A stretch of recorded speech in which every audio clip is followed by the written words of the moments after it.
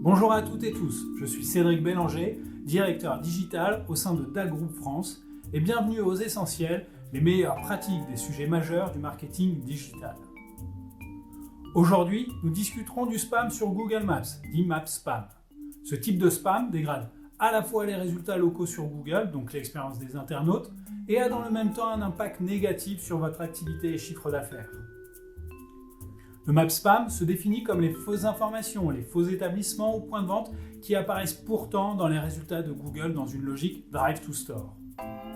Vous pouvez voir ici un exemple avec l'établissement nommé Cheap Auto Insurance Portchester qui n'est pourtant pas une véritable agence d'assurance. Il s'agit dans les faits d'un garage automobile comme en témoigne sa devanture.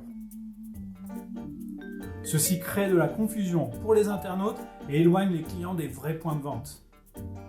Maintenant, pourquoi le Maps Spam existe ? La première raison est la visibilité.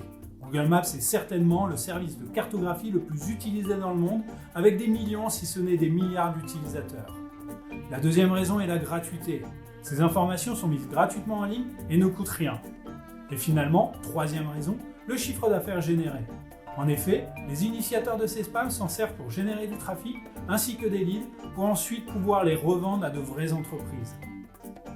C'est un problème, mais heureusement il existe des solutions.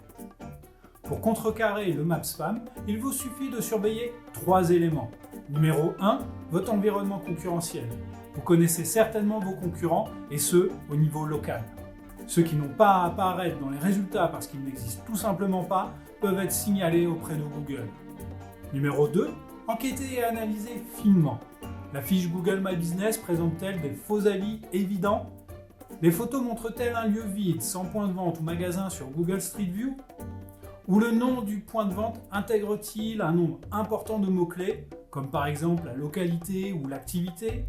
Ces indices montrent qu'il s'agit très certainement de Maps Spam. Et finalement, le troisième élément qui peut vous aider à lutter contre le Maps Spam est de faire appel à des prestataires permettant de mettre en place et surtout d'automatiser le process d'identification de ces spams. Se débarrasser du Maps Spam est l'une des manières les plus simples de regagner en visibilité dans les résultats de Google Maps. S'il y a en effet moins de concurrents, vous apparaîtrez logiquement plus souvent. Quand vous identifiez du spam, la question est que dois-je faire ? Comment être certain de les supprimer ? Heureusement, Google a mis en place un process standardisé qui vous permet de signaler et de supprimer ces faux établissements. Pour cela, sur la fiche Google My Business que vous considérez comme étant du spam, cliquez sur « Suggérer une modification ». Suivez le process et sélectionnez la raison pour laquelle vous pensez qu'il s'agit d'une fiche spam. Si les systèmes de Google, après analyse, valident votre requête, ils supprimeront la fiche. Attention néanmoins, ce n'est pas encore parfait ou cela peut prendre du temps. Si votre demande aboutit, vous recevrez un email comme celui-ci, vous indiquant que votre suggestion a été publiée.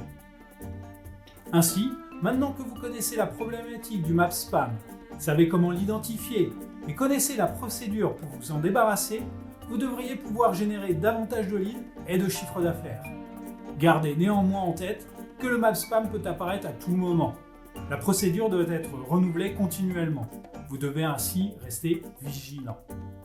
Je vous souhaite une excellente journée et prenez soin de vous.